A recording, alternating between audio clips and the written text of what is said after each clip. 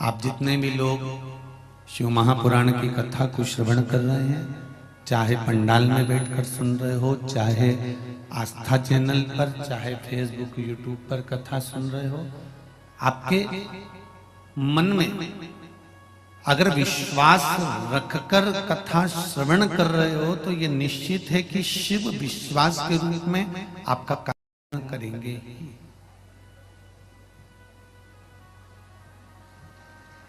ये निश्चित है।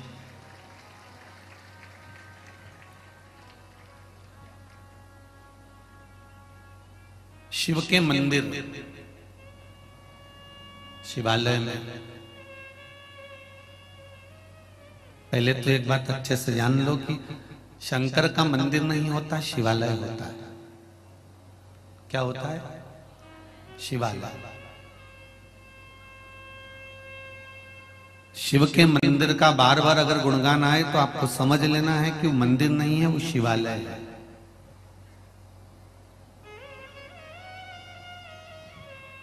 मंदिर और शिवालय में अंतर होता है। मंदिर में जो भगवान बैठते हैं वो साल भर में एक बार डोल 11 पे या कोई उत्सव होता है, उसमें मंदिर से बाहर निकलते हैं। और शिवालय का मतलब यह होता है कि शंकर के उस मंदिर में, शिवालय में जहां पर शिवलिंग है वहां पर शंकर भगवान अगर बैठे हुए हैं, शिवालय बना हुआ है, शिवलिंग रखा हुआ है, तो वहां शिव और पार्वती प्रतिदिन प्रदोष काल में शाम के समय उस शिवालय से निकलकर भ्रमण पर चले जाते हैं। शिवालय और मंदिर में अंतर है।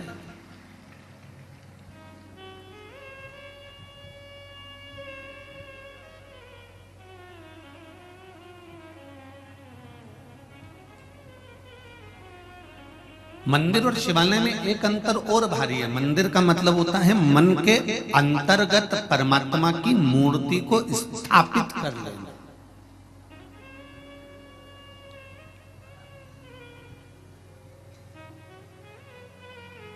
मन के अंतर्गत परमात्मा की मूर्ति को स्थापित कर लेना, यह मंदिर है। और शिवालय का मतलब होता है कि शिव का दर्शन कर कर, उसका स्पर्श कर कर उसमें ही लय हो जाना, उसमें ही मिल जाना, वो शिवालय है कि हम शंकर में लय हो गए, हम शंकर में समाहित हो गए। अब हमारे भीतर ना काम बचा, ना लोभ बचा, ना अहंकार बचा, ना वासना बची, ना तृष्णा बचा, ना कुछ हमारे भीतर है। हम तो शिव के हैं और शिव हमारा है।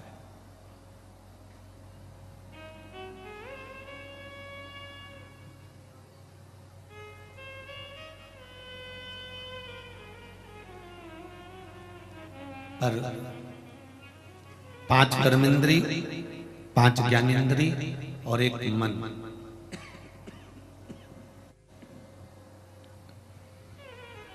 इन 11 इंद्रियों में जो मूल है वो है मन रूपी इंद्रिय। सागर वाले जरा सावधानी से सुनिएगा कथा के स्मरण को कि मन रूपी इंद्रिय अगर एक बार परमात्मा तक पहुंच गई तो बाकी की ये 5 कर्मेंद्रियां हैं, 5 ज्ञानेंद्रियां हैं, ये फिर भटकती नहीं है, फिर ये सीधे परमात्मा की ओर।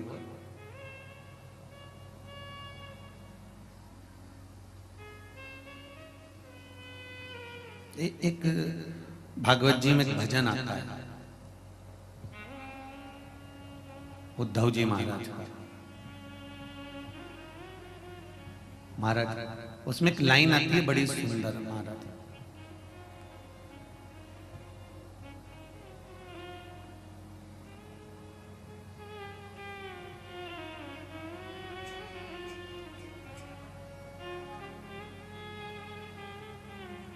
जिनके हृदय में श्याम समाये वो नजर फिर भटकती नहीं है। एक लाइन है उसमें कि जिनके भीतर परमात्मा समाहित हो जाता है, जिनके नैनों में भगवान समा जाता है, फिर वो नजर, फिर वो हृदय भटकता नहीं है। मन परमात्मा में लग गया तो नेत्र नहीं भटके।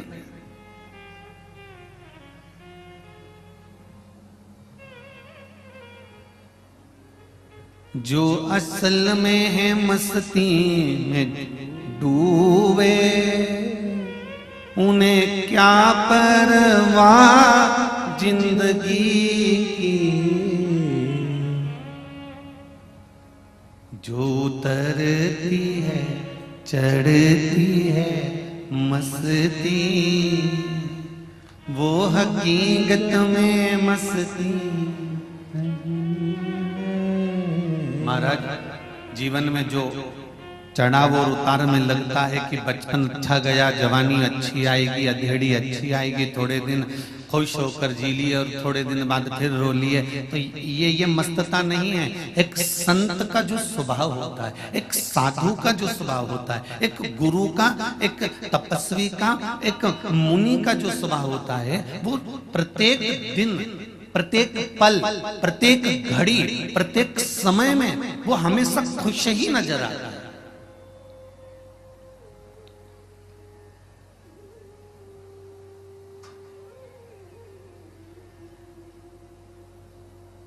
उसमें उसको प्रसन्नता नजर आती है, उसके पास में उसको सुख, बस वो उसका एक सुख है कि मुझे परमात्मा ने जो दिया है वो कम ना दिया है, मुझे जो सुख मिला है वो कम ना मिला है, मुझे जो आनंद मिला है वो कम ना मिला है, जो मिला वो बहुता में मिला है।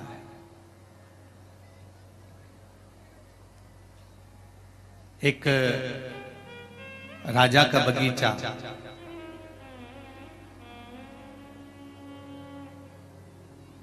और राजा के बगीचे में बहुत सारे फल लगे। रोज राजा आता था तो माली उनको फल टोकनी में भरकर दे देता था। आज राजा नहीं आया तो माली ने सोचा कि फल लेकर मैं ही चले जाता।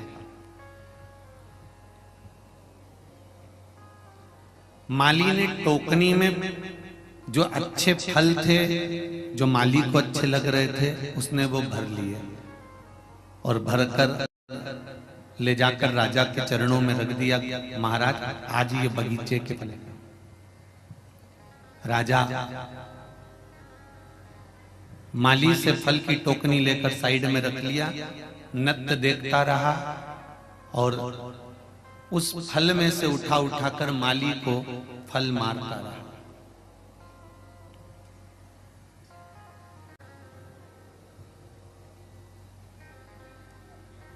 थोड़ी देर बाद राजा माली से पूछा, आप जा रहे हो? हाँ। कुछ बोलोगे नहीं?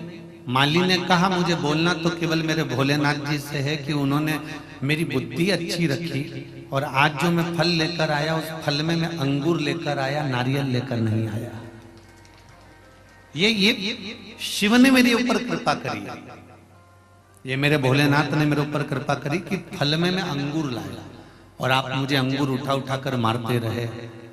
अगर मैं नारियल लेकर आ जाता, श्रीफल लेकर आ जाता और आप मुझे वो फेंक कर मारते तो शायद मेरा सिर ही फट जाता, इतने नारियल अगर मुझ पर पड़ते। जीवन में अगर दुख आ रहा है,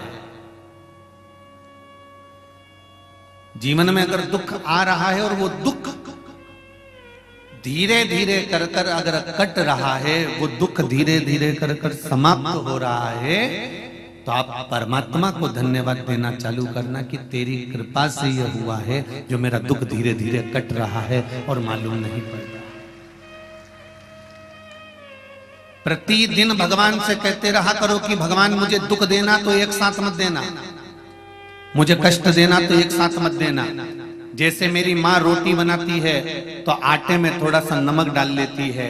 अगर मुट्ठी भरकर नमक डालेगी, ढेर सारा नमक डालेगी, तो वो रोटी खारी हो जाएगी, ना उसे गाय खाएगी, ना उसे स्वान खाएगा, वो रोटी कोई नहीं खाएगा, फिर वो रोटी पड़ी रहेगी। उसी तरह भगवान से कहना, भोलेनाथ अगर मेरी किस्मत में, क्योंकि कर्म का भोग तो मनुष्य को भोगना पड़ेगा, मानव का शरीर तो भोगना तो पड़ेगा, जो पूर्व में कर्म कर कर आए हो उसका भोग भोगना तो पड़ता ही है।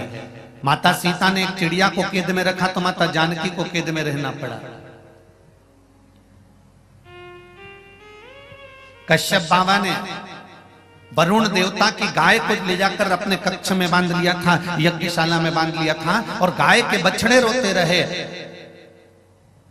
तो वरुण देव ने कश्यप बाबा को भी श्राप दे दिया था कि तुम्हें मृत्यु लोक में जाकर, जैसे मेरे गाय के बछड़े अपनी मां के लिए रो रहे हैं, तुम पृथ्वी पर जाओगे और वसुदेव बनोगे और तुमको तुम्हारी औलाद के लिए रोना पड़ेगा। तो ये तो कर्म का दंड है जो मनुष्य को भोगना। आए हो तो भोगना तो पड़ेगा, पर परमात्मा से कहते जाओ, परमात्मा से बोलते जाओ कि हे परमात्मा इतनी कृपा करना, जैसे आटे में नमक डाला जाता है और रोटी में स्वाद आता है, उसी तरह हमारी जिंदगी में दुख तो बहुत आएंगे, क्योंकि हमने पूर्व में क्या करा हमको क्या मालूम, हम क्या क्या कर्म कर कर आए ये हमें ज्ञात थोड़ी ना है। इसलिए परमात्मा एक काम करना, अगर दुख देना तो एक साथ मत देना, तकलीफ देना तो एक साथ मत देना, कष्ट देना तो एक साथ मत देना, आटे में नमक के बराबर थोड़ा थोड़ा दुख डाल डाल कर देते जाना, तो हम उसको झेलते जाएंगे, हम उसे झेल कर समाप्त करते जाएंगे। और तू अगर एक साथ दे देगा तो हमसे झेला नहीं जाएगा।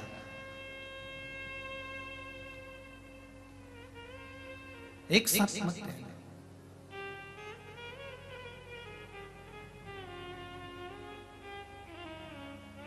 महाराज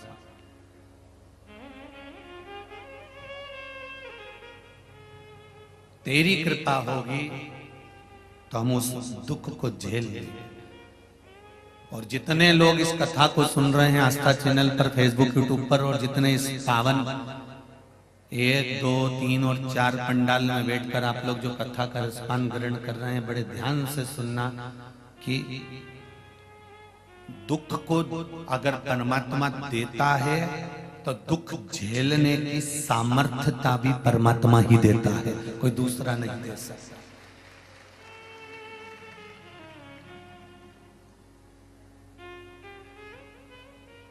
एक कैंसर के मरीज को देखना,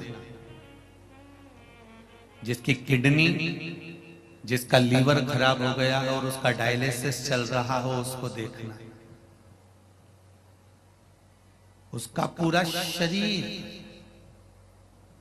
आधे से ज्यादा कैंसर मरीज का शरीर पूरा गल गया होता है। ऑपरेशन पर ऑपरेशन, ऑपरेशन पर ऑपरेशन होते रहते हैं, और वो फिर भी श्वास लेता रहता है। बोलो सही है कि गलत है?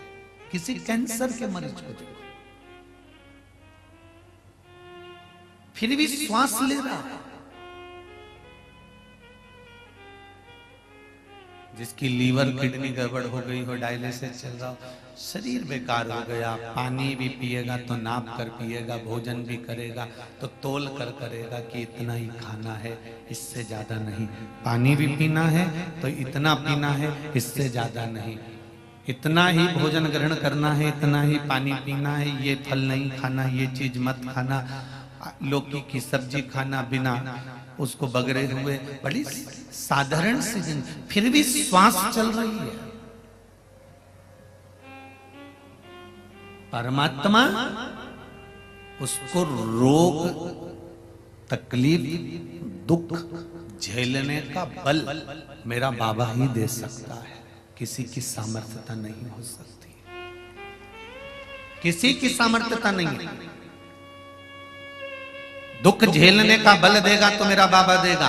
किसी के घर में अगर बेटियों का जन्म हो जाता है, किसी के घर में एक बेटी हो गई, दो बेटी हो गई, तीन बेटी हो गई, चार बेटी हो गई, तो माता पिता को दुख नहीं करना चाहिए कि इनको पढ़ाएगा कौन, इनका पालन कौन करेगा, इनका विद्यार्जन कौन कराएगा, इनका विवाह कौन कराएगा, इनको पढ़ाएगा कौन, इनको आगे कौन बढ़ाएगा, इनको निभाएगा कौन। अगर तुम्हारे घर में बेटियों का जन्म हुआ है तो एक बात का स्मरण हमेशा रखना कि परमात्मा जिसके घर में बेटी देता है तो उस बाप के भाग्य को भी खोल ही देता है। अगर बेटी का जन्म हुआ है तो पिता के भाग्य को खोल देता है।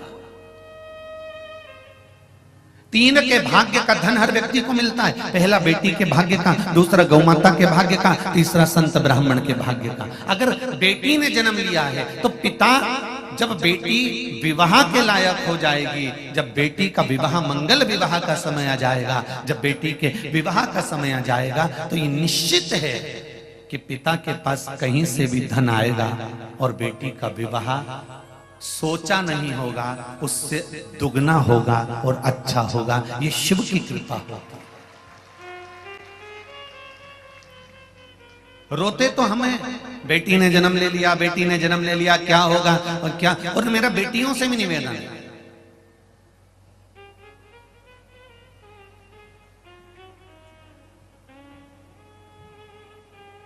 जन्म देने वाला अगर वो परमपिता परमात्मा है तो तुम्हें निभाने वाला भी परमपिता परमात्मा ही होगा, कोई दूसरा नहीं हो सकता।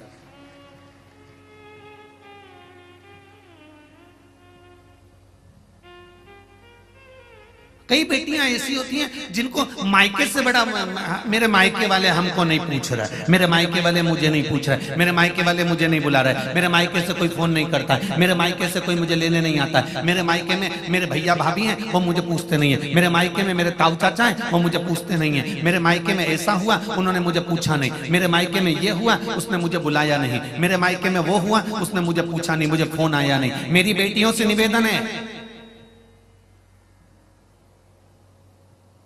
जितनी तुम्हें मायके से आस रहती है कि मायके वाले तुम्हें पूछें, तुम्हें मायके वाले बुलाएं, तुम्हें मायके वाले बुलाते रहें, तो शंकर भगवान की कथा का स्मरण करना। माता सती के साथ भी यही हुआ था। तुम ये आशा लगा कर मत बैठना कि मायके वाले तुम्हें बुलाएं या तुम्हें पूछें। तुम्हें तो आशा देवाधिदेव महादेव से लगाना चाहिए कि शंकर मुझे बुलाए।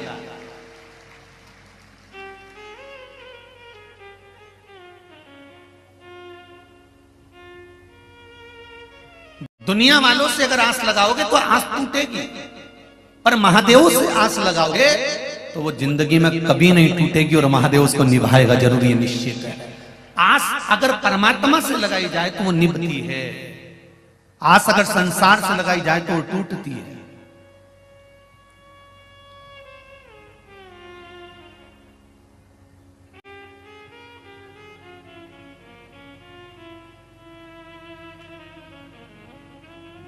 जरा सा मौसम गड़बड़ होता है और मोबाइल काम करना बंद कर देता है। बोलो री जी सही है गलत है? अरे बोलो तो रे, सही है। जरा सा मौसम गड़बड़ हुआ और नेटवर्क नहीं मिलता, फोन नहीं लगता। मौसम गड़बड़ हुआ और नेटवर्क मिलना बंद हो गया, फोन लगना बंद हो गया, आप बेचैन हो गए, फोन क्यों नहीं लग रहा, मैं इनको कब से लगा रही हूँ, मैं इनसे बात करना चाहती हूँ, ये मेरा फोन क्यों नहीं उठा रहा है, मैं इतना फोन लगा रही हूँ, फोन नहीं उठा रहा है। जरा सा नेटवर्क गड़बड़ हुआ और फोन नहीं लगा। उसी तरह ये मन का नेटवर्क भी जब गड़बड़ हो जाता है, अहंकार में, अभिमान में, लोभ में, वासना में, तृष्णा में, जब इसका नेटवर्क मौसम गड़बड़ कर देता है, अहंकार इसका नेटवर्क गड़बड़ कर देता है, तो ये मन भी परमात्मा से बात नहीं कर पाता, फिर इसका भी मौसम गड़बड़ हो गया, फिर ये भी नहीं लग पाता।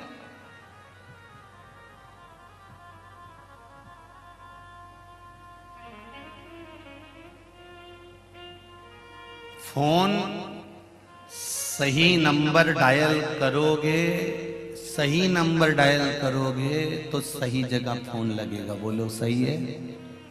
और अगर नंबर गलत डायल कर दिया तो फिर सही जगह फोन नहीं लगेगा, रॉन्ग नंबर फोन लगेगा। घंटी बजेगी जरूर, फिर रॉन्ग नंबर पर लगेगा, घंटी दूसरी जगह बजेगी। अब घंटी बजाना थी तुमको भेरू को, और वो लब बज गई जगदम्बा का।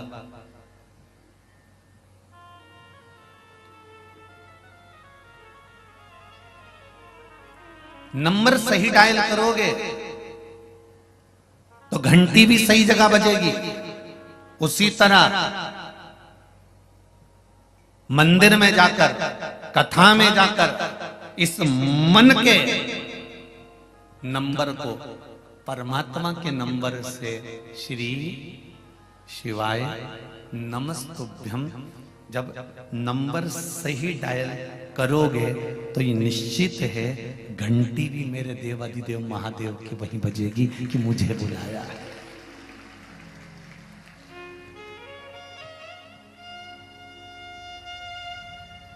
नहीं तो तुम लोटा लेके पानी का घर से गई तो थी, शिवजी के मंदिर पहुंची भी थी,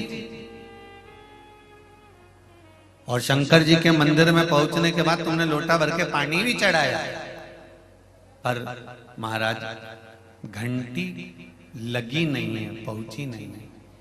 पशुपति व्रत भी करे, हमने ये भी उपाय करा, हमने वो भी उपाय करा, हमने ये भी करा, वो भी करा, उसके बाद भी अगर काम नहीं हो रहा तो समझ लेना कि घंटी सही जगह नहीं जा रही है और रॉन्ग नंबर डायल करा जा रहा है। कहीं नेटवर्क गड़बड़ हो रहा है, अहंकार या विश्वास नहीं हो पा रहा कि ऐसा करने से ऐसा होगा, विश्वास नहीं हो रहा होगा, भरोसा नहीं हो रहा होगा। मैंने तेरे ही भरोसे ओ बाबा, तेरे ही भरोसे हवा बिच उड़ती जावांगी, बाबा डोर तो छटेला मैं कटी जावांगी। ओ भोले में तेरी पतंग, शंभू में तेरी पतंग, हवा बिच उड़ती जावांगी, बाबा डोर हथो छटेला मैं कटी जावांगी।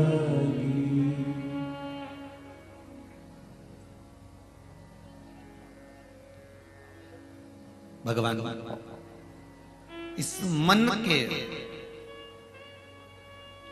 नंबर को परमात्मा के सही नंबर से हमें जोड़ना है।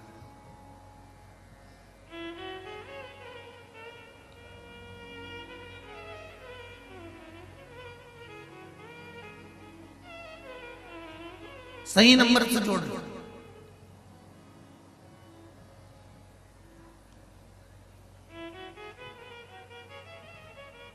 आप में से कितने लोग हैं जो मोबाइल चलाते हो तो आंख बंद कर लेते हैं?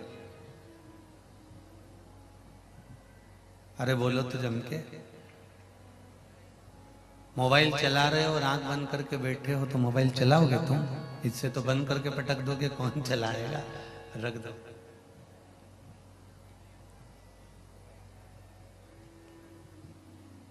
मोबाइल चलाते समय दृष्टि भी, जम के बोलो जरा, मोबाइल पर होना चाहिए। एक एक शब्द जो तुम टाइप कर रहे हो ना, मोबाइल पर चैटिंग कर रहे हो, एक एक शब्द पर तुम्हारा ध्यान होना चाहिए कि क्या लिख रहे हो। काका जी कैसे हो? लिखते लिखते एक मात्रा भी, एक शब्द भी गड़बड़ हो गया, लिख रहे थे क्या कर रहे हो, और एक शब्द भी गड़बड़ हो गया तो लिखा जाए कहां मर रहे हो, शब्द का गड़बड़ हो जाएगा।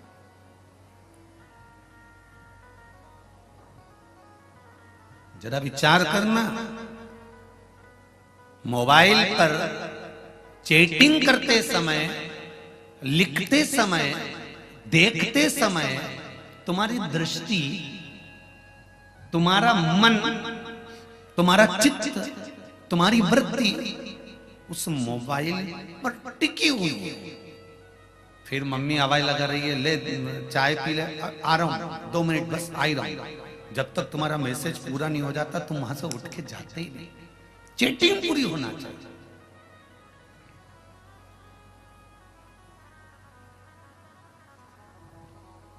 जब मोबाइल चलाते समय तुम दूसरे की नहीं सुनते, तो शिवजी पे जल चढ़ाते समय इन संसार वालों की क्यों सुनते हो? उसकी भक्ति में जब रमो तो ये मन, ये चित्त और ये दृष्टि उसमें होना चाहिए।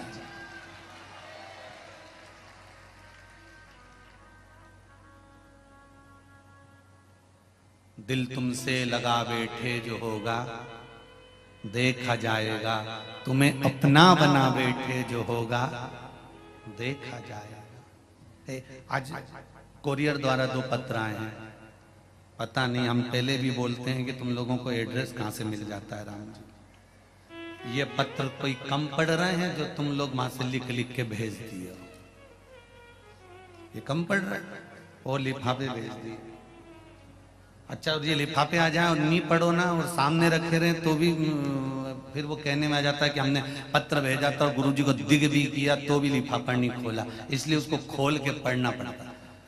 तो अभी कथा चालू होने से पहले उसको यही पढ़ रहे थे कि भेजने वाले ने भेजा। सुनीता राजेश गुप्ता 103 राधानगर इंदौर से ये कोरियर आया है। सुनीता राजेश गुप्ता 103 राधानगर इंदौर। अच्छा, इनको एड्रेस पूरा मिल गया। श्रीमान पंडित प्रदीप मिश्रा, महाशिव पुराण कथा स्थल, पटकुई हरिहर रेस्टोरेंट के पास, सागर मध्य प्रदेश। क्यों केसरवानी जी, तुम बताने गए थे क्या? है? बता।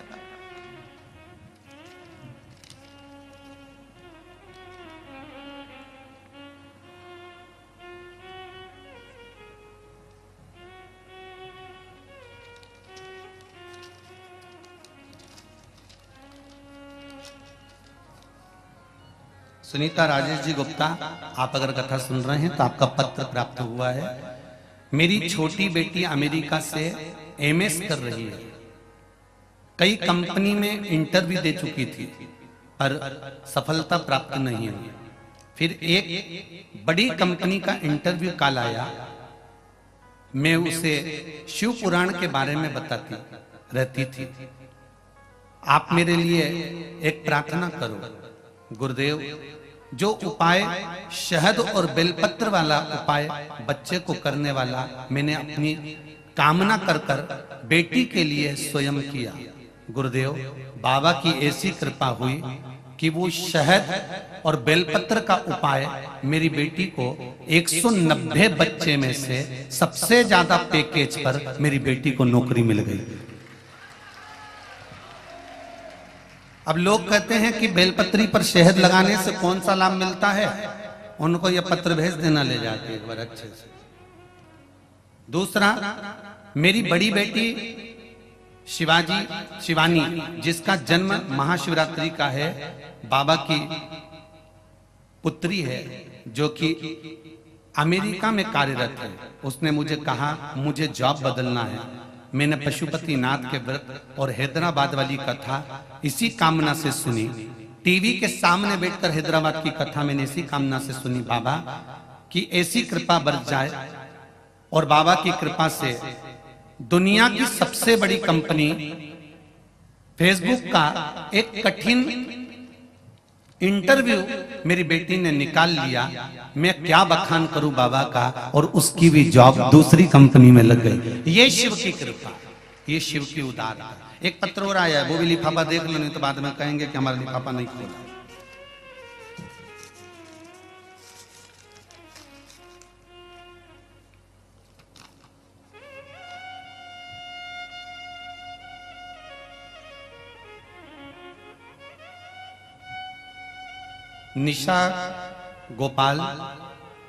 निशा गोयल, दीपक जी गोयल, जगाधारी यमुना नगर से ये निशा गोयल और दीपक जी गोयल, जिला यमुनानगर, हरियाणा से यह पत्र आया है। तो निशा जी और दीपक जी, आपका पत्र प्राप्त हो गया है।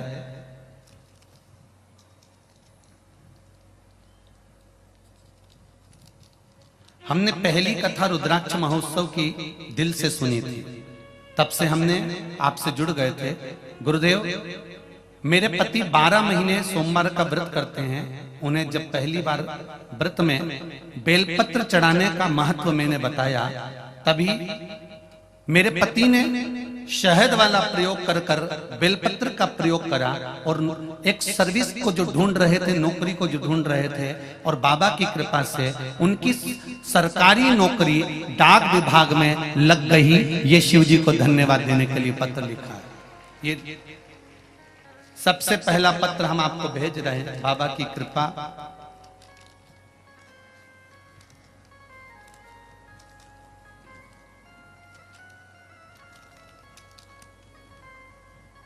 मेरी मम्मी के गठान हो गई थी पिछले महीने वो गठान दिनों दिन बढ़ती जा रही थी। अल्ट्रासाउंड की रिपोर्ट तीसरे दिन आनी थी। उससे पहले मैंने आपका बताया हुआ उपाय किया, दिल से बाबा से जाकर कहा, और बाबा की कृपा से जो रिपोर्ट आई उसमें मेरी माता को कोई बीमारी निकल कर नहीं आई। ये शिव की कृपा है। उदारता शंकर की क्या होती है ये शिव ही जानता। आप दिल से उससे कहेंगे और दिल से उससे बोलेंगे तो वो सुनेगा। बस एक बात का स्मरण अपने जीवन में रखिएगा। फिर कहूंगा, मोबाइल चलाते समय तुम्हारी दृष्टि मोबाइल में रहती है, नेत्र मोबाइल में रहते हैं। टाइप करते समय तुम्हारा मन मोबाइल में रहता है। किसी अच्छे से जब चैटिंग चलती है तो मुख पर स्माइल भी रहती है। बोलो सही है कि गलत है? ये तीन चीजें चैटिंग करते समय, मोबाइल चलाते समय तुम्हें ध्यान करना है कि मोबाइल पर चलाते समय नेत्र मोबाइल पर है, मन मोबाइल पर है, चेहरे पर स्माइल है। यही की यही जब मेरे देव अधिदेव महादेव से आप बात कर रहे हो, जल चढ़ा रहे हो, बेलपत्री चढ़ा रहे हो, मेरे शंकर के शिवालय में बैठकर उसकी आराधना कर रहे हो, श्री शिवाय नमस्तुभ्यम मंत्र का जाप कर रहे हो, या पंचाक्षर मंत्र नमः शिवाय बोल रहे हो, या षडाक्षर मंत्र ओम नमः शिवाय बोल रहे हो, तब तुम्हारा ये मन, तुम्हारी ये दृष्टि, तुम्हारा ये चित्त मेरे देव अधिदेव महादेव में होना चाहिए, तो वो सफलता मिलेगी निश्चित।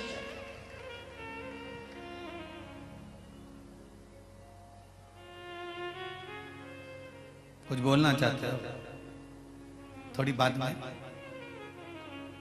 जब कथा आधे घंटे की जाएगी तब हम मौका देंगे, ठीक है? चित्त वृत्ति को, मन को जोड़।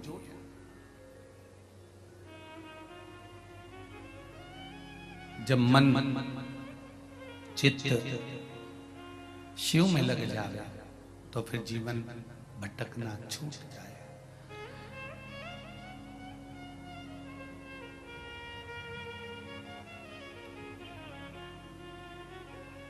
जो असल में है मस्ती में डूबे, उन्हें क्या परवाह जिंदगी की।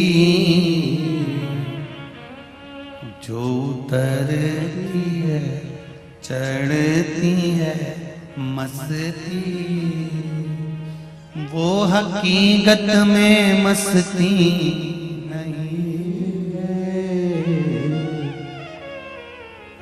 तो प्रेम की बात है।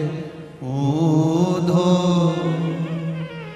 बंदगी तेरे बस की नहीं। आप मन चित्त परमात्मा में लगाओ तो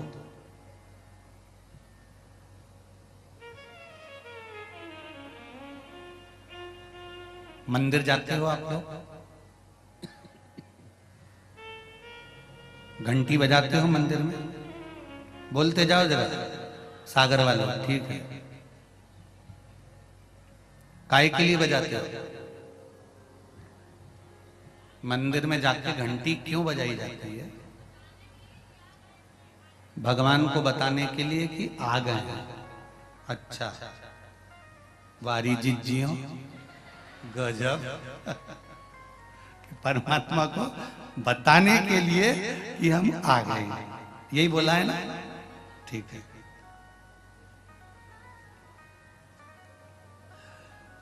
तुम माता के गर्भ में जब आए थे ना,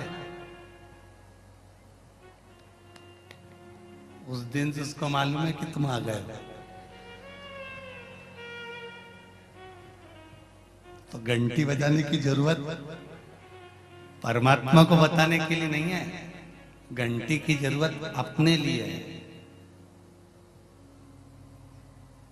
जैसे घंटी का नाद हो उस समय पर आप सावधान हो जाओ। जैसे स्कूल में घंटी बजती है तो क्या टीचर के लिए बजती है कि प्रिंसिपल के लिए बजती है? घंटी किसके लिए बजती है?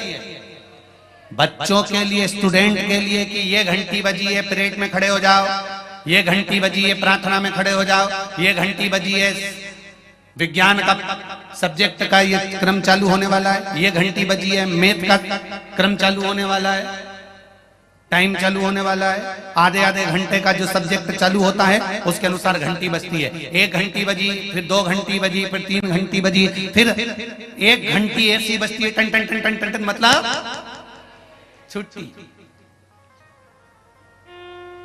कोई तुम्हें बताने नहीं आता कि घंटी किसके, तुम्हें ज्ञात हो जाए। घंटी टीचर के लिए नहीं, घंटी प्रिंसिपल के लिए नहीं, घंटी स्टूडेंट के लिए बजाई जाती है कि स्कूल में जो घंटी बजी है उससे स्टूडेंट ये समझ जाए कि अब मेरा सब्जेक्ट ये वाला चालू हो रहा है। मंदिर में जो घंटी बजती है ये परमात्मा को दिखाने के लिए नहीं बजती कि हम आ गए, ये घंटी अपने लिए बजती है कि तू मंदिर में खड़ा है, भगवान का हो जा और एक चित्त लगाकर परमात्मा का स्मरण कर।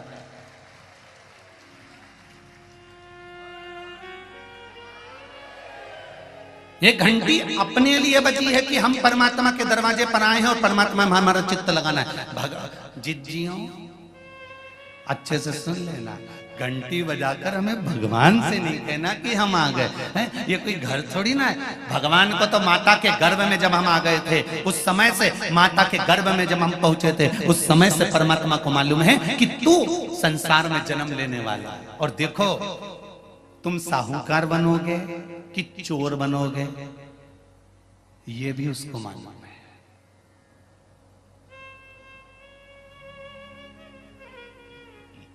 एक चोर साधु के पास पहुंच गए। चोर साधु के पास गया और साधु से जाकर उसने, चोर ने बिल्कुल सही सही कह दिया कि मैं चोर हूं, मेरे पास चोरी का सामान है, बहुत तेज पानी गिर रहा है, मुझे आपके आश्रम में रख लीजिए। संत ने कहा तुम जानते नहीं हो मैं संत हूं और मैं चोर को आश्रय दूंगा? चलो निकलो यहां से बाहर। चोरी का सामान लेकर आ गए और मेरे आश्रम में आ गए, चलो निकलो यहां से बाहर। बरसते हुए पानी में, कड़कड़ाती बिजली में, भयंकर ओलावृष्टि में संत उसका हाथ पकड़कर उसको बाहर निकालने लगा। चोर पांव पड़ने लगा, मानो तो गुरुदेव आप संत हो, मुझे रख लो, मैं चोर हूं। अगर वो चोर कह देता कि मैं चोर नहीं, कोई व्यापारी हूं और मेरे पास व्यापार का सामान है, तो संत रखता कि नहीं रखता? उसको रख लेता ना। पर उसने सत्य कहा कि मैं चोर हूं, मेरे पास में चोरी का सामान है। संत के पास जाकर उस चोर ने बिल्कुल सत्य कहा कि अगर मुझको झूठ बोलना है तो संसार में बोलूंगा, पर संत के दरवाजे पर क्या झूठ बोलना। तो संत के दरवाजे पर जाकर उसने सत्य कह दिया कि मैं चोर हूं, मेरे पास में चोरी का सामान है। संत उसको धक्का मारकर निकालने लगे। तभी आकाशवाणी हुई कि ये संत कहते मैं चोर को अपने यहां रखूं। इतने में आकाशवाणी होती है और भोलेनाथ जी कहते हैं, रे संत रे साधु, तुझे तो अब मालूम पड़ा कि ये चोर है। मुझे तो इसके जन्म पर मालूम था कि ये चोर बनेगा, तुझे अब मालूम पड़ा तो तूने अपनी कुटिया से, अपने आश्रम से निकाल दिया। मुझे इसके जन्म पर मालूम था कि यह चोर बनेगा, तो भी तो मैंने अपने मृत्यु लोक में इसको रखा, संसार में रखा क्योंकि मुझे मालूम है ये चोर बनेगा तो भी मैं इसको रख रहा हूं, क्योंकि है तो मेरा ही, ये है तो मेरा। हम परमात्मा को घंटी बजाकर ये ना जताएं कि हम तुम्हारे यहां आए हैं, तो भगवान भी कहेगा तो एहसान करने आए, लोटा भर के पानी चढ़ाने आए। हमें भगवान को बताने के लिए घंटी नहीं बजाना है, हमको अपने मन की एकाग्रता के लिए, मन के केंद्र के लिए, मन की स्थिरता के लिए जब घंटी बजाई जाती है, घंटी के नीचे खड़े होकर घंटी को बजाया जाता है। जब उसकी ध्वनि निकलती है तो उससे श्रवण शक्ति से एकाग्रता का भाव जागृत होता है और परमात्मा के सामने हम खड़े होते हैं। तभी इस मन को केंद्रित करने का एक फल हमारे सम्मुख में होता है। हमें मन को केंद्रित करना है।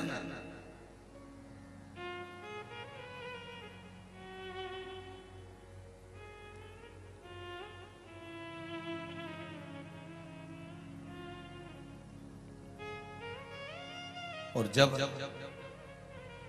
अपना मन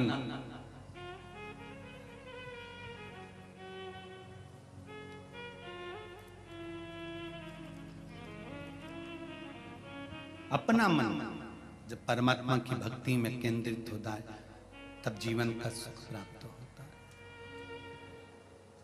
भगवान शिव की कथा कहती है, जीवन का सुख, जीवन का एक आनंद परमात्मा की श्री चरणारविंद। महाराज जब भगवान के चरणों का रस तत्व एकाग्र चित्ता से, एकाग्र आनंद से हम प्राप्त करते हैं तो जीवन का सुख अपने आप मिलने लगता है। श्री शिवाय नमस्तु। पहले भी कहा है, इस मंत्र का जाप जब जब शिव महापुराण में आए तब एकाग्र चित्त होकर थोड़ी देर बैठ कर भगवान से हृदय लगाकर मंत्र बोलने के बाद अपने दिल की बात भगवान से कह दो, तो अगली जब कथा होगी तो तुम भी वहां पहुंचे मिलोगे कि बाबा ने हमारी कामना पूर्ण कर दी।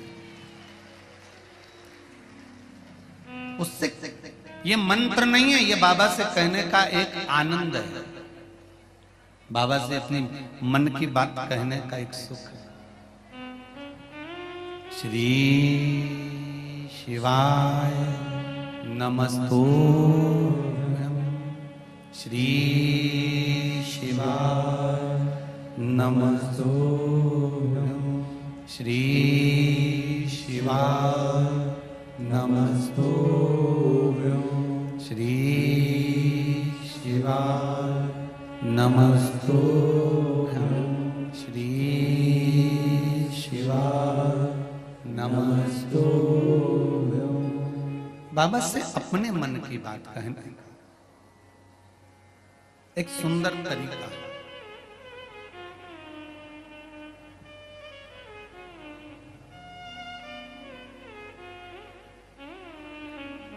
इस मंत्र का बल,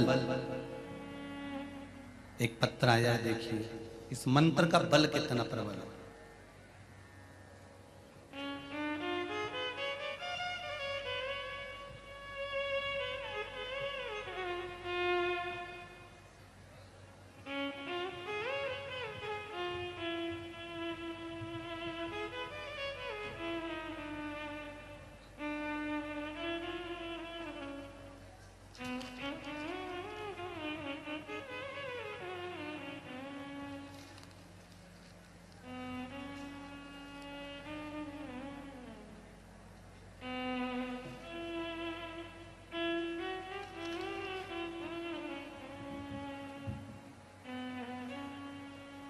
मीरा श्रीवास्तव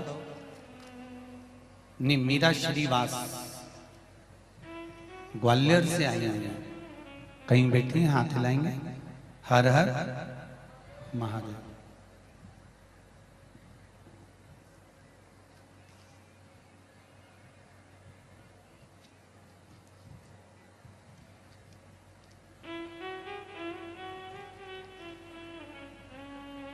मीरा जी, बाबा की कृपा, जरा माइक पहुंचाएंगे, पहुंचाइए जरा। वो ग्वालियर वाली बहन जी को जल्दी पहुंचाओ। हाँ, देते जाओ, एक दूसरे को बढ़ाते जाओ जरा थोड़ी।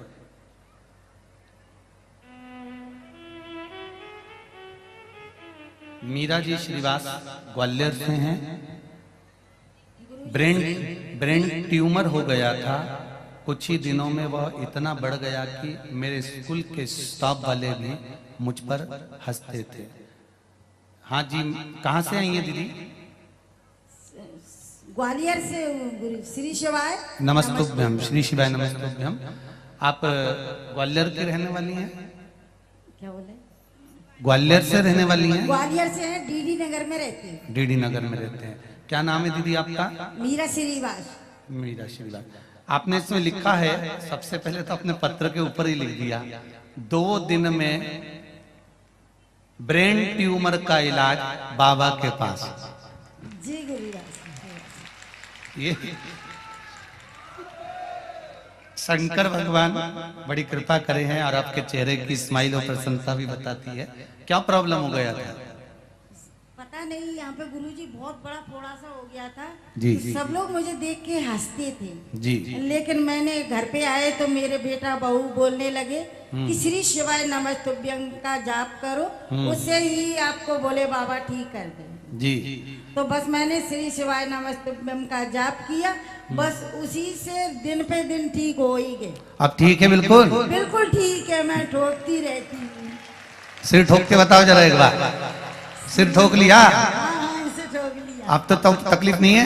नहीं, कुछ बस तो नहीं। ब्रेन ट्यूमर गया, बाबा था ना, ऑपरेशन उसने अंदर के अंदर कर दिया। हर हर बैठ जाइए। श्री शिवाय नमस्तुभ्यम। बड़ा सुंदर भाव आपने व्यक्त करा। एक पत्र और है। अर्चना कन्नौजिया गोपालगंज सागर से हैं। कहीं बैठी हैं अर्चना जी? आप ही हैं? दोनों हाथ हिला दो एक बार। हर हर महादेव। शिवपुराण सुनने का अनुभव आपको बताएं तो मेरी बहन ने शिवपुराण कथा की लिंक मोबाइल पर भेजा, फिर टीवी पर आस्था चैनल पर देखना प्रारंभ किया। इसके पहले मैंने 4-5 महीने से बहुत तकलीफ में थी। मुझे बाय और सिस्ट ग्लैबिल्डर में पित्त शाप में स्टोन हो गया था। सोनोग्राफी में मालूम पड़ा बहुत दर्द होता था। गुरुजी करीब 4 से 5 डॉक्टरों को दिखा चुकी थी पर कुछ आराम नहीं लगा था। डॉक्टर्स बोलते थे आराम नहीं लग रहा है तो ऑपरेशन करा लीजिए। इसी बीच में कथा सुनी। लास्ट में एक डॉक्टर को दिखाया और दिखाने के बाद 3 बेलपत्र वाला प्रयोग और बाबा की कृपा से 3 दिन डॉक्टर की दवाई ली और बाबा शंकर भगवान पर 1 लोटा पानी चढ़ाना प्रारंभ किया। बेलपत्र लाकर शिव जी पे चढ़ी हुई खाना प्रारंभ करा।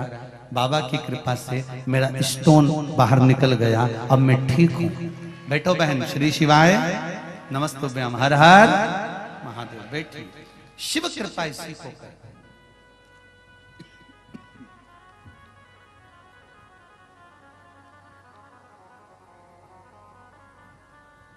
चाहे आप आस्था चैनल पर कथा सुन रहे हो, चाहे मोबाइल पर कथा सुन रहे हो, चाहे फेसबुक यूट्यूब पर सुन रहे हो, चाहे इस पंडाल में बैठकर सुन रहे हो, अगर दिल से मेरे बाबा से कुछ कहा जाता है तो वो सुनता जरूर है।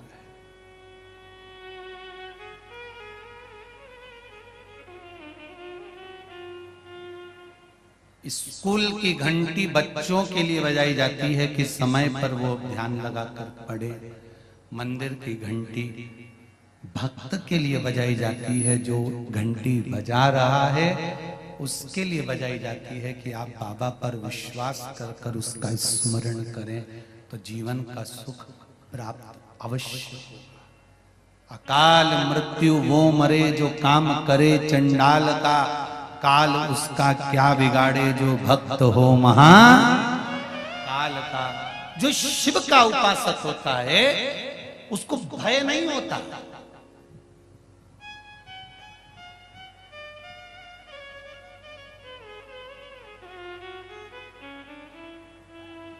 अगर भगवान की करुणा हो, भगवान की कृपा हो, तो कई बार श्राप भी अगर लग जाए ना तो वो भी फलीभूत हो जाता है।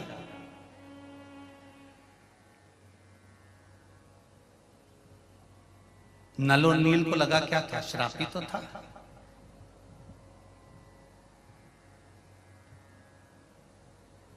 ये नल और नील जब जन्म लिए थे, मात्र 5 वर्ष की आयु थी इनकी, और इन दोनों बालकों ने क्या उपद्रव मचाया था। जो संत साधु बैठकर भगवान की सेवा करते थे, ठाकुर जी से लाड लड़ाते थे, शालिग्राम जी की सेवा करते थे, ये नल नील भगवान को उठाकर पानी में फेंकी आते थे।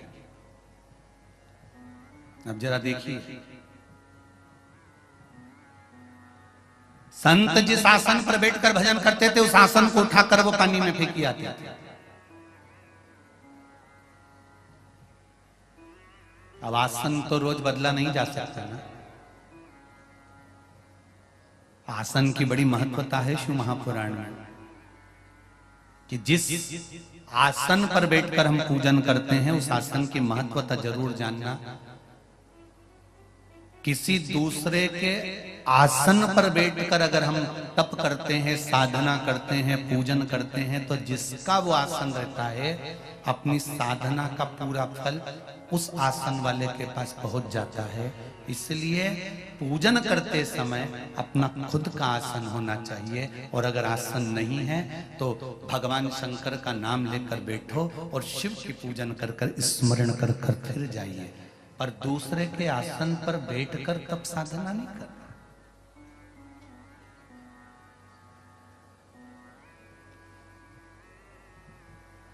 स्वयं का आसन रखिए।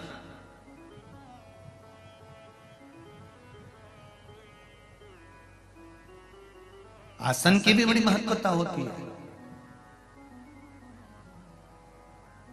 आसन जब बहुत ज्यादा गंदा हो जाता है, मैला कुचेला हो जाता है, तो माताएं उसको धो लेती हैं। वैसे तो आसन को हमेशा ऐसा रखना चाहिए कि वो गंदा ही ना हो, क्योंकि उसमें तप बल बड़ा प्रबल होता है।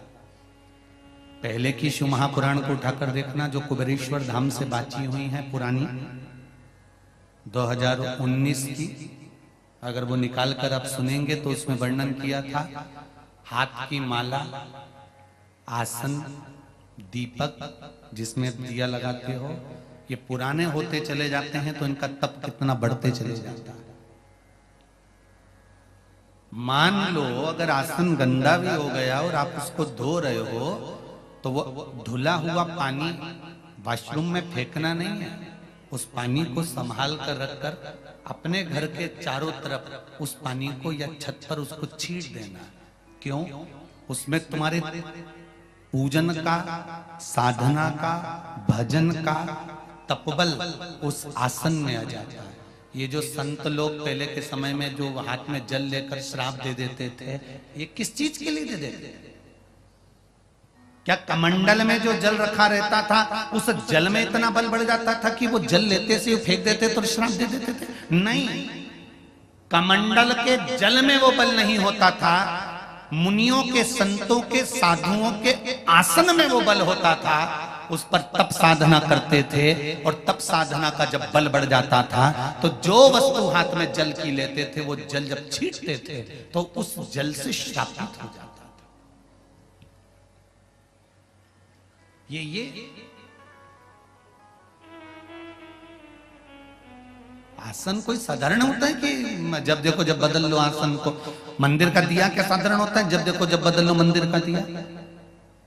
गौमुखी और माला कोई साधारण होती है कि जब देखो जब बदल लिया?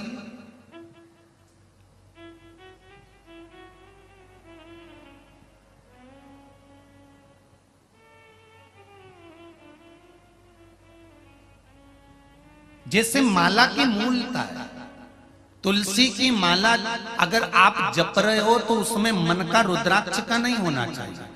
रुद्राक्ष की माला अगर बनी हुई है तो उसमें कोई मन का तुलसी का नहीं होना चाहिए। मोती की माला से अगर आप जाप कर रहे हो तो उसमें पन्ने का मन का नहीं होना चाहिए। अगर शंख की माला से जाप कर रहे हो तो उसमें रुद्राक्ष नहीं होना चाहिए। आप जिस माला से जप कर रहे हो वो माला के सारे मन के एक जैसे होना चाहिए। अगर तुलसी के हैं तो तुलसी के, रुद्राक्ष के हैं तो रुद्राक्ष के, शंख के हैं तो शंख के, मोती के हैं तो मोती के, पन्ना के हैं तो पन्ना के, जिस चीज के भी वो मन के हैं वो मन के एक जैसा होना चाहिए। उसमें अगर मन का बदल गया तो तुम कितनी भी माला जप लो उसका फल प्राप्त नहीं होता है।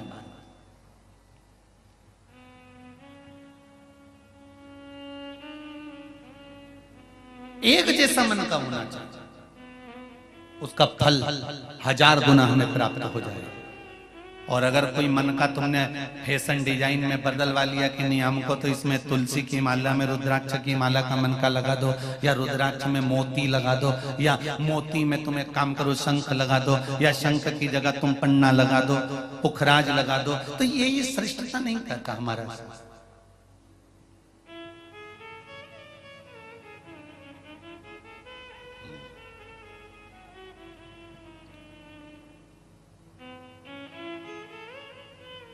अपने आसन की श्रेष्ठता को रखिए।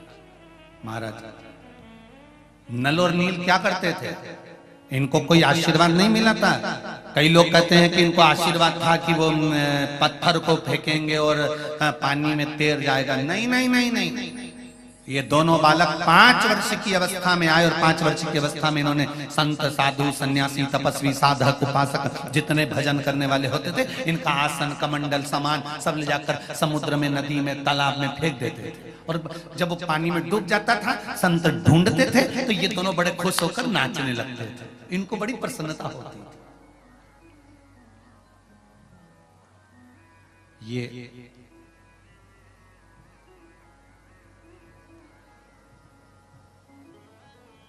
कई बार इनके माता पिता को, अश्विनी कुमारों को बताया गया कि भाई तुम्हारी बच्चे ऐसा कर रहे हैं। अब बच्चों को समझाया अभी पर बच्चे माने नहीं तो क्या करें। खूब समझाया, खूब कहा।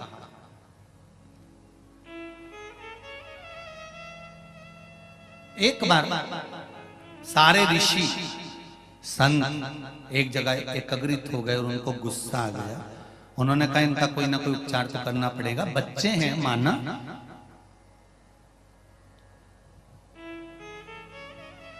गलती करें बच्चे, पर गलती जैसी गलती करें तो चल जाए, पर बच्चे जब कोई छोटी सी चींटी जा रही है और छोटा सा बच्चा उस चींटी को मार रहा है और माँ प्रसन्न हो रही है तो ये माँ की गलती है। कोई चींटा निकल कर जा रहा है, चींटे को अगर बच्चा मार रहा है और मां प्रसन्न हो रही है तो ये माता की गलती है। गलत काम करने पर बच्चा अगर छोटा है तो उसको छोटी अवस्था में ही उसको डांट देना चाहिए, उसको समझा देना चाहिए। बांस अगर गीला है तो उस गीले बांस को नवा देना चाहिए तो नब जाएगा, और अगर बांस सूख गया उसके बाद नवाओगे तो वो टूट जाएगा। उसी तरह यहाँ ऋषियों ने, संतों ने विचार करा कि गजब काम कर रहे हैं, छोटे छोटे बच्चे हैं और सामान ले लेकर नदी में फेंक रहे हैं। इन्होंने श्राप दे दिया, ए नल और नील,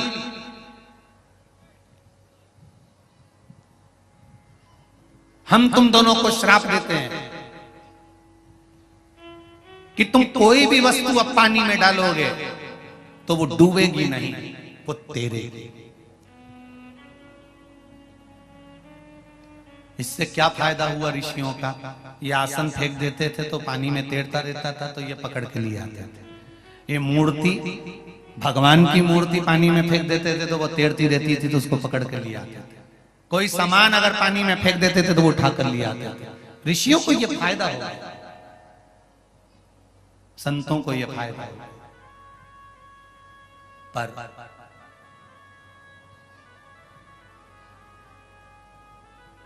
श्राप भी अगर भगवान की शरणागति में पहुंच जाता है ना तो वो श्राप नहीं रहता, वो वरदान हो जाता है। वो श्राप नहीं रहेगा, फिर वो वरदान हो गया। और वही हुआ। नल और नील को श्राप लगा था कि जो पानी में फेंकोगे वो पानी में तैरेगा, डूबेगा नहीं। नल और नील श्रापित होने के बाद जब बड़े होकर मेरे राम जी के चरणों में पहुंच गए, और राम जी के चरणों में जब पहुंचे, जिस समय मेरे राघव जी ने रामेश्वर धाम की स्थापना कर दी, स्थापना कर कर जब आगे बढ़े तो नल और नील दोनों बैठे हुए थे। तब स्वयं शिव की प्रेरणा हो गई कि तुम कहां ढूंढ रहे हो, इन दोनों बच्चों को श्राप लगा है, जो फेंकेंगे वो पानी में तैरेगा, इनके हाथ से पत्थर टच करवा कर फेंकना प्रारंभ करो, वो पानी में तैर जाएगा और श्राप भी आशीर्वाद बन जाएगा। दुनिया के लोग पूछते शंकर भगवान क्या करते हैं, हम कहते हैं एक ही काम करता है, जो दुनिया का कोई नहीं कर सकता वो देवाधिदेव महादेव करता है। जो दुनिया का कोई नहीं कर सकता वो देवाधिदेव महादेव करता है। जब आखिरी में डॉक्टर भी फेल हो जाते हैं, डॉक्टर भी कह देते हैं अब परमात्मा के हाथ में है, जब डॉक्टर भी कह देते हैं कि अब हमारे हाथ में नहीं भगवान के हाथ में है, तब वो दूसरा कोई भगवान तुम्हारे पलंग के पास में अगर कोई खड़ा होता है, वेंटिलेटर के पास खड़ा होता है, आईसीयू के रूम में कोई होता है, ऑक्सीजन लगी है, आंखों में से पानी बह रहा होता है, बॉटल लगी है, बीपी चेक हो रहा है, शुगर चेक हो रही है, सब तुम्हारे रिश्तेदार कोई भी वेंटिलेटर के पास नहीं होगा, कोई रिश्तेदार आईसीयू के अंदर नहीं होगा, कोई रिश्तेदार तुम्हारे पलंग के पास में नहीं होगा, डॉक्टर सबको बाहर निकाल देंगे। तब उस जगह पर केवल एक होगा, जो तुमने एक लोटा पानी शंकर को चढ़ाया है, वो महादेव तुम्हारे सिराने खड़ा होगा।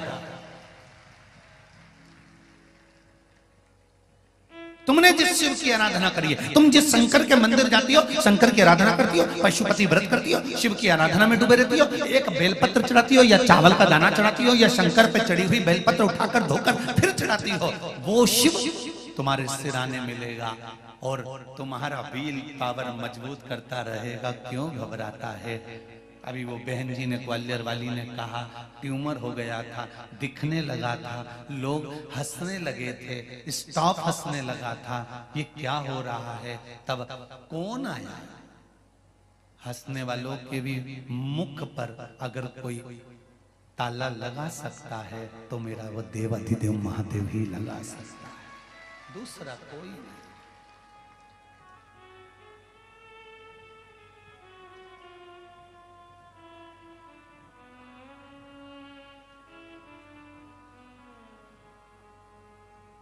कोई दूसरा नहीं।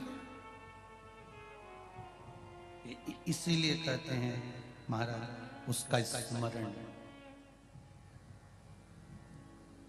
हमारे ओम नमः, जम के बोलिए शिवाय, ओम नमः शिवाय। पंचाक्षर षडाक्षर मंत्र के अंदर पंचाक्षर मंत्र है नमः शिवाय, षडाक्षर मंत्र है ओम, साथ में बोलिए ओम नमः शिवाय। इस षडाक्षर मंत्र की मूलता क्या है? ओम में ब्रह्मा विष्णु महेश, ओम में 3 अक्षर सामने प्रकट हो जाते हैं, आ मा, आ उ मा। ब्रह्मा बोलिए, ब्रह्मा विष्णु और कौन है? महेश। ये ओम के अंदर है। अब नमः जो संबोधन है,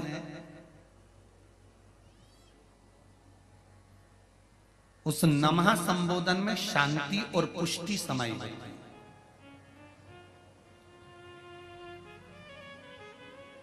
नमः का मतलब है नमन। ब्रह्मा विष्णु और महेश ये ओम हो गए और हम इनको नमन करते हैं, अर्थात इस नमः शब्द में शांति भी है, पुष्टि भी है, नमन भी है। अब बचा शिवाय। शिवाय में आद्य शक्ति जगदम्बा है, शिवाय में ब्रह्म शक्ति है, शिवाय में 33 कोटि देवताओं की जो उनके वज्र में, उनके त्रिशूल में, उनके चक्र में, उनके शंख में जो जो शक्तियां होती हैं, वो सारी शक्तियां केवल शिवाय शब्द में है। कौन से शब्द में है? शिवाय।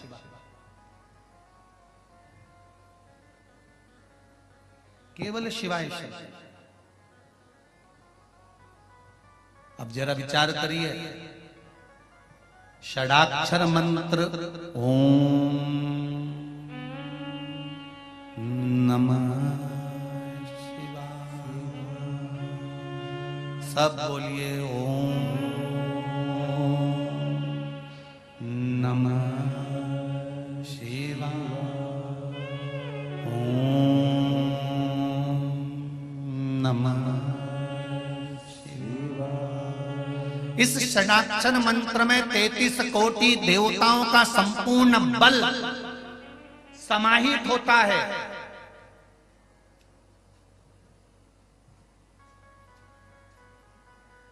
जैसे शंकर भगवान पे चढ़े हुए जल का बल, जब शिवलिंग से जल नीचे उतर कर आता है, जमीन पर आता है, नाली से बाहर निकलने लगता है, जल। एक किसी ने पत्र भेजा, इसी से समझ में।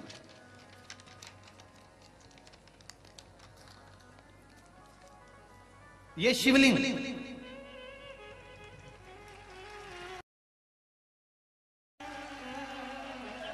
पत्र भेजा है किसी ने, ये शिवलिंग, इसका चढ़ाया हुआ जल जब बहता बहता बहता बहता अंतिम छोर पर आता है, इस पीठ के अंतिम छोर पर आता है, और अंतिम छोर पर आने पर उस जल का मात्र नयन पर स्पर्श ही कर लेना सारी इंद्रियों को केंद्रित कर देता है। मात्र स्पर्श कर देना।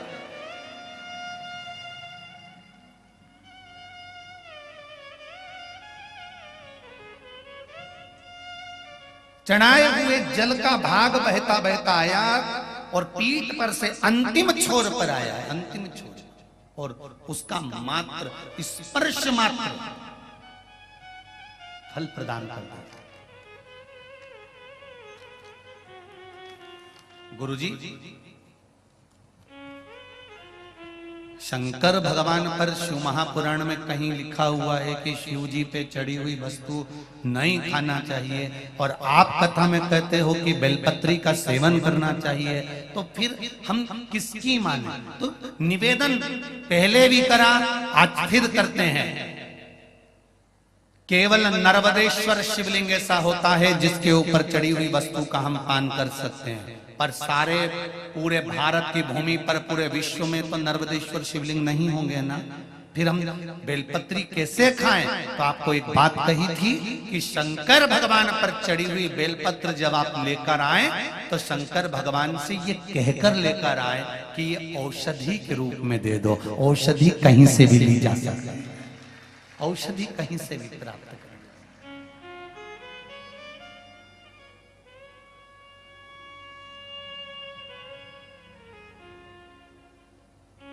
उस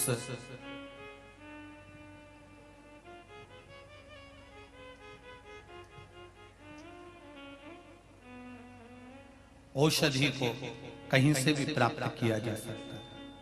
कैसे? जैसे भोजन में 3 दोष होते हैं। कितने दोष होते हैं? 3। जिसके घर में पुरानी पुरानी माताएं हैं, बुजुर्ग माताएं हैं, और बुजुर्ग अगर पुरुष हैं, बूढ़ी बूढ़ी माताएं हैं, तो वो जानती हैं। पहले मट्टी का रसोई घर होता था, मट्टी का चूल्हा होता था, एक इतनी बड़ी एल्युमिनियम की भगोनी होती थी, उसमें पोता पड़ा हुआ होता था, एक कपड़ा पड़ा हुआ होता था। जब भोजन बन जाता था तब कपड़े को भिगोकर पूरे चौके पर उसको फेर दिया जाता था। बोलो रीजी जी, सही है कि गलत? जो पुरानी माताएं वो जानती हैं।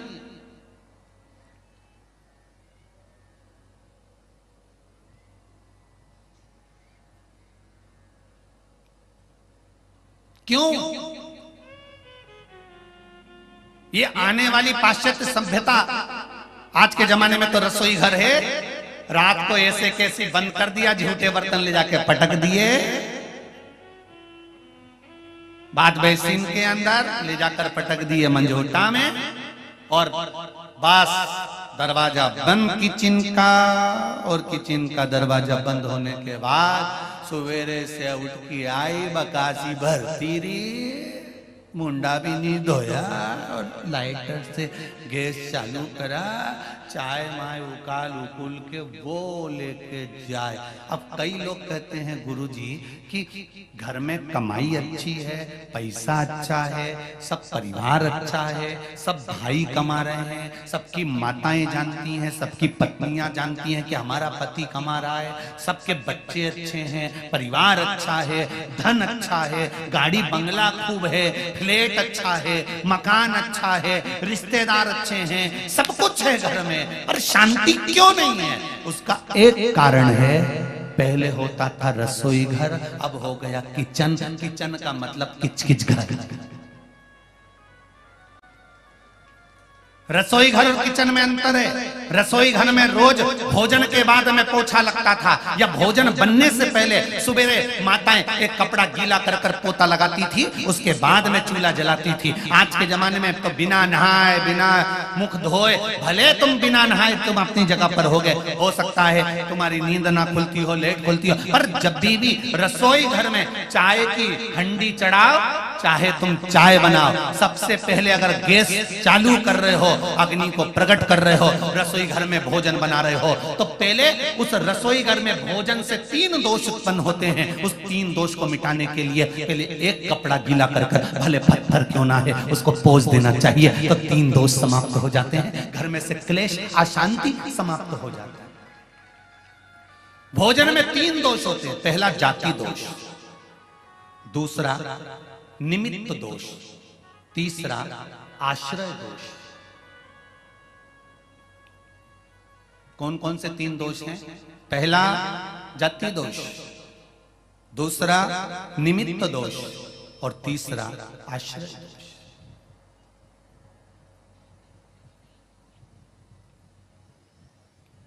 मतलब रसोई घर में जो तुमने भोजन निर्माण करा है, उसमें अगर कुछ गलत चीज बन गई है, कोई प्याज लहसुन का भोजन बन गया, या कोई आदिक मांसाहार से जुड़ा हुआ भोजन बन गया है, तो वो दोष ना रहे। दूसरा, भोजन जो बनकर तैयार हुआ है, उस भोजन पर घर में 4-5 माताएं रहती है, तो कोई ना कोई रजस्वला होती ही रहती है।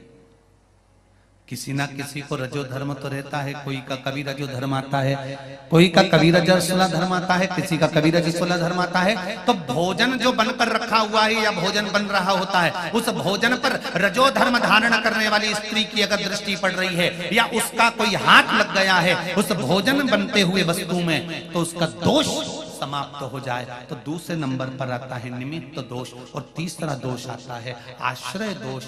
अपन कहां से चलकर आए और रसोई घर में प्रवेश कर कर अपन ने भोजन बनाया, अपने पांव की पादुका या अपना चरण में जो रज कहीं बाहर की गलत आकर प्रवेश कर गई है, तो वो दोष ना रहे। इसलिए भोजनशाला में भोजन बनाते समय और भोजन बनाने के बाद अगर तुम सुबेरे सुबेरे पोछा नहीं लगा सकते, तो रात्रि में जब तुम्हारा भोजन पूर्ण हो जाए, या सुबेरे का भोजन जब तुम्हारा पूर्ण हो जाए, उसके बाद में एक कपड़ा लेकर उस भोजन के प्लेटफॉर्म को, उस रसोई घर को एक कपड़े से तुम्हें नोकर,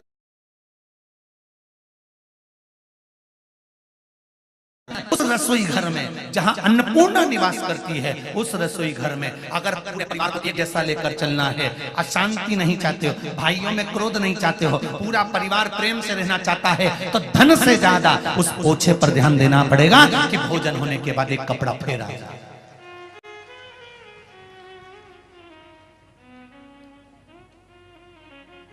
और यदि आपने रात को पोछा नहीं लगाया है तो सुबह रसोई घर चालू करने से पहले पोछा फेरो। 3 दोष से निजात होना चाहिए, 3 दोष मिटना चाहिए। वो दोष समाप्त होगा, और समाप्त होगा तब भोजन का जो निर्माण होगा उसमें एक सुख प्राप्त होगा, एक सुख।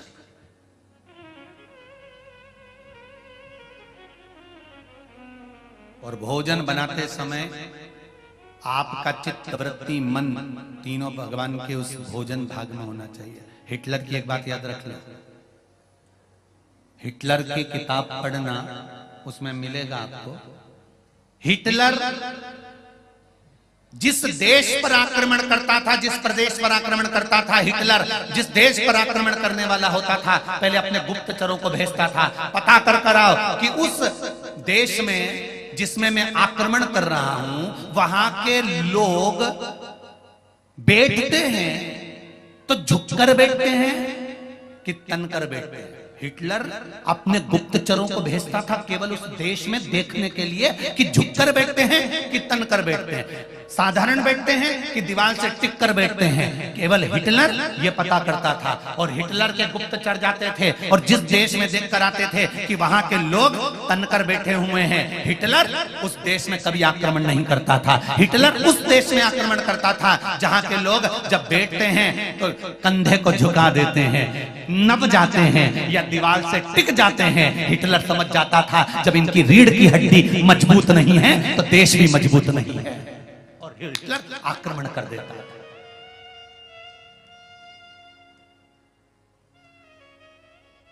हिटलर उस देश पर आक्रमण कर देता जिसकी रीढ़ की हड्डी मजबूत नहीं। इसलिए हमारा शास्त्र कहता है, हमारा योग आश्रम कहता है, हमारा पतंजलि कहता है, हमारा योग कहता है, हमारे वेद और हमारे शास्त्र कहते हैं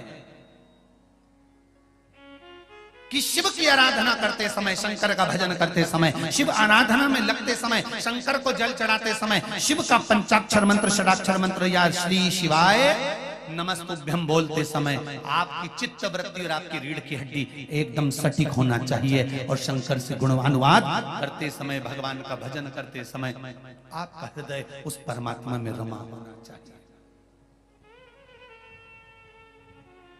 चित्त रमा।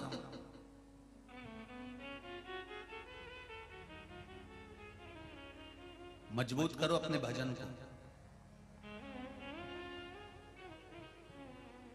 शिव कथा कह रही है महाराज, आप चित्त वृत्ति से जो भगवान का भजन करते हो उसका फल अवश्य प्राप्त होता है, ये निश्चित है।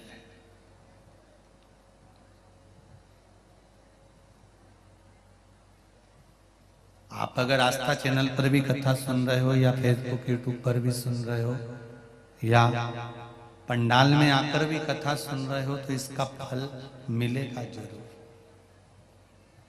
निश्चित है।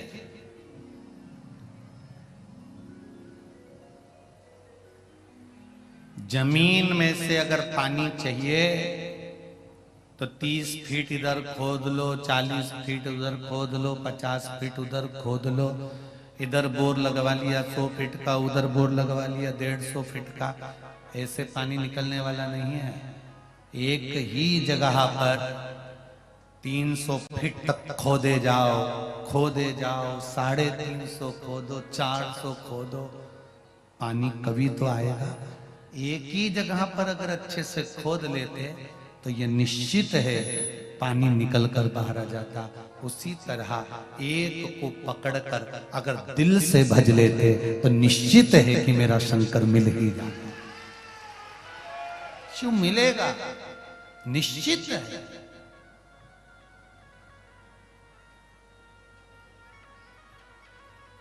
उसको पाना कठिन नहीं है।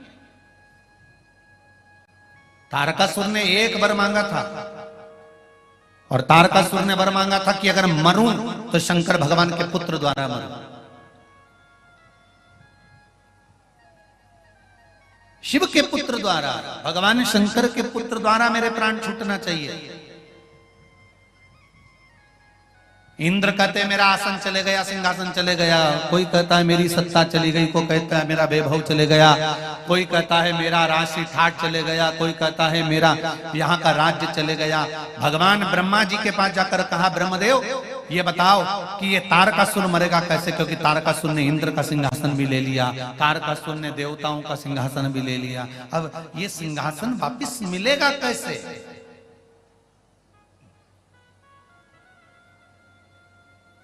कैसे प्राप्त होगा?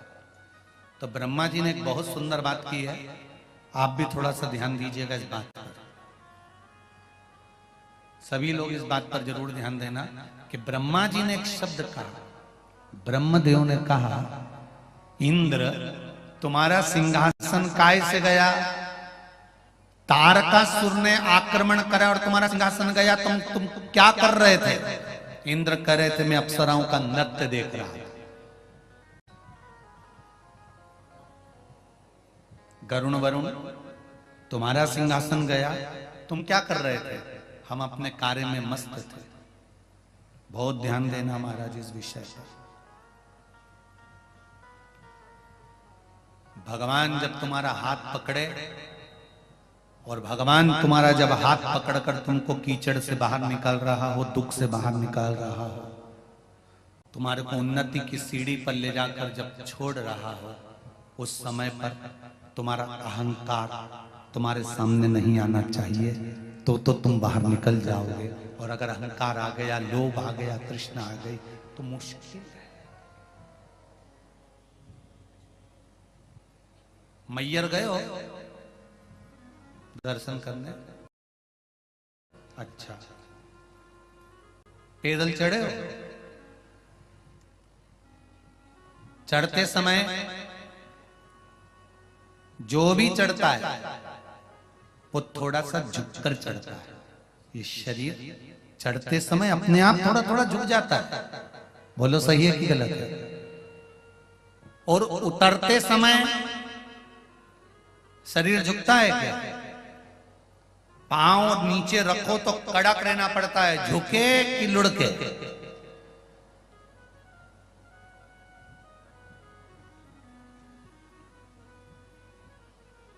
जितना जितना ऊपर चढ़ते जाओगे,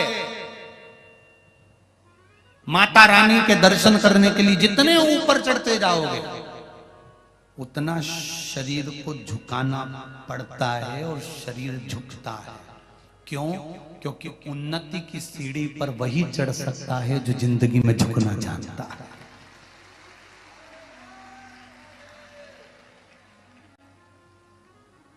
आप अगर झुकना सीख गए, आपने अगर अपने शरीर को नम्रता का भाव प्रकट कर लिया, अपने हृदय में नम्रता का भाव प्रकट कर लिया, मैयर वाली माता के शिखर पर चढ़ रहे हो, मैयर वाली माता के ऊपर दर्शन करने जा रहे हो, शारदा भवानी का दर्शन करने जा रहे हो, चाहे सलकनपुर वाली माता का दर्शन करने बिजासन का जा रहे हो, चाहे देवास वाली माता का चामुंडा का दर्शन करने जा रहे हो, चाहे वैष्णो देवी का दर्शन करने जा रहे हो, चाहे ज्वाला देवी का दर्शन करने जा रहे हो, चाहे चिंतपूर्णी, चाहे मनसा, चाहे चामुंडा का दर्शन करने जा रहे हो, चाहे कालका का दर्शन करने जा रहे हो, ऊपर अगर माता का दर्शन करना है, ऊपर अगर चढ़ना है, तो शरीर थोड़ा सा झुककर चढ़ोगे, झुककर चलोगे तो ऊपर चढ़ते चले जाओगे। और अगर अकड़ में चढ़े तो थोड़ी देर में पीछे की पीछे टपक जाओगे। ध्यान रखना, भगवान जब हाथ पकड़े और तुम उन्नति की सीढ़ी पर थोड़ा थोड़ा थोड़ा थोड़ा चढ़ रहे हो, थोड़ा थोड़ा ऊपर की ओर बढ़ रहे हो, तो थोड़ी सी नम्रता, थोड़ा सा शरीर में नम्र भाव, हृदय में कोमल भाव लेकर आना। क्रोध नहीं, चिड़चिड़ प्रवृत्ति नहीं, आसक्तियां नहीं, थोड़ी सी नम्रता लेकर आना।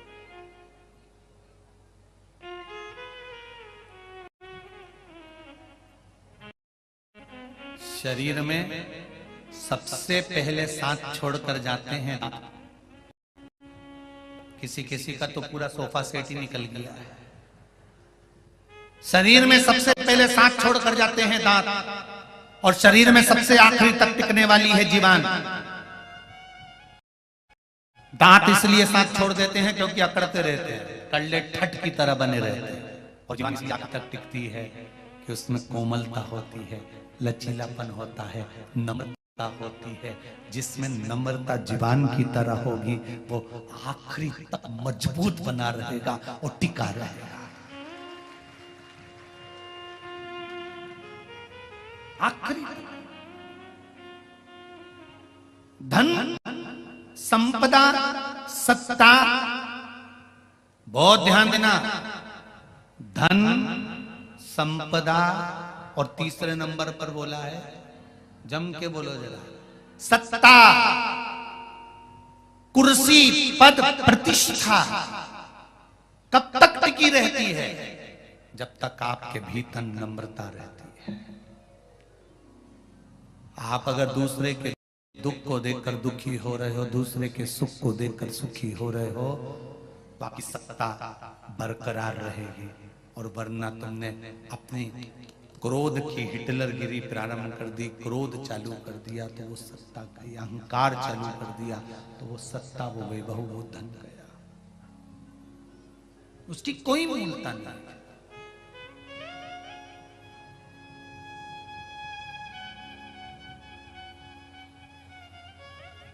वैभव समाप्त हो गया, उसकी कोई मूलता नहीं। तारकासुर वर मांग रहे हैं, ब्रह्मा जी से वर मांगा तो वर ऐसा मांगा कि शंकर भगवान के पुत्र द्वारा मेरे प्राण छूटे, किसी और से मेरे प्राण ना जाए।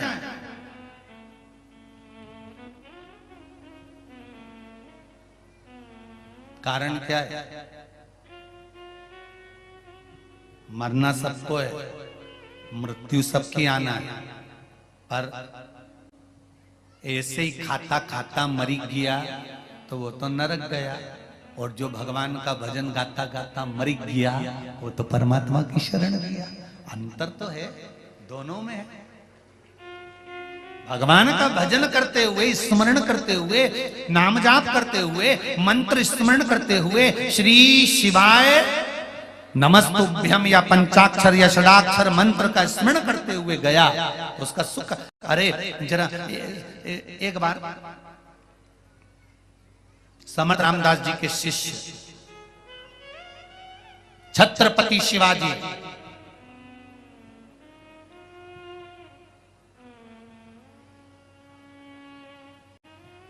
समर्थ रामदास जी के शिष्य छत्रपति शिवाजी, जिनका मुगलों के साथ में युद्ध हो रहा था और मुगल छत्रपति शिवाजी के सामने टिक नहीं पा रहे थे। क्यों? क्योंकि छत्रपति शिवाजी के गुरु समर्थ रामदास जी, और समर्थ रामदास जी ने जो भक्ति का बल छत्रपति शिवाजी को, जो मंत्र का